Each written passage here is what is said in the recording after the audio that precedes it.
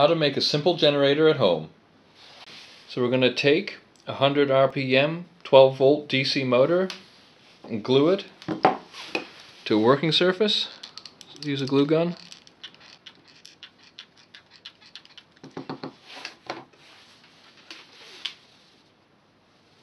Next we're going to connect up the LED light, which stands for light emitting diode.